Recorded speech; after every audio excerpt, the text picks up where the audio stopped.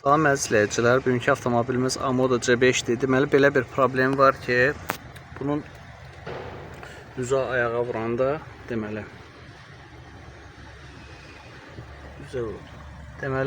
bu düzəmərli fırlanmır. Bu ilişdi. Deməli, problem nədə ola bilər bunda? Mexaniki problem ola bilər, bir də elektrik problemi ola bilər. Bu diaqnostikaya salmışıq. Burada heç bir xəta kodu yoxdur. Deməli bu 5 xəttli, daha doğrusu 5 naqilli motordur. Addım motorudur. Deməli bunlarda problem olanda göstərmir. Nə problem var? Ancaq çıxılı olanda şteker onda göstərir.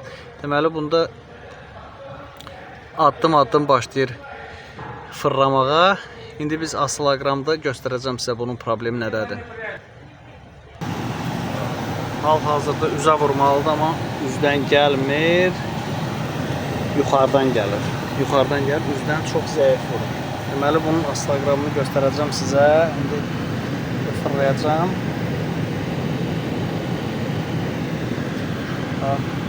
Belə bir şeydir.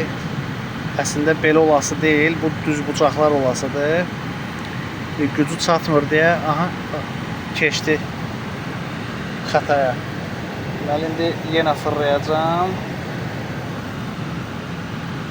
Belə bir şey olası deyil bunda. Doğru düzgün PVM xətləri olmalıdır.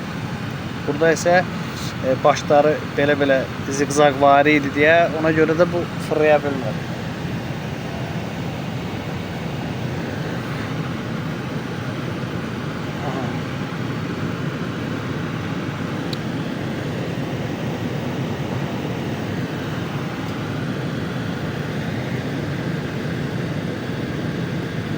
Belə bir problem var, ona görə də bu fırlaya bilmir.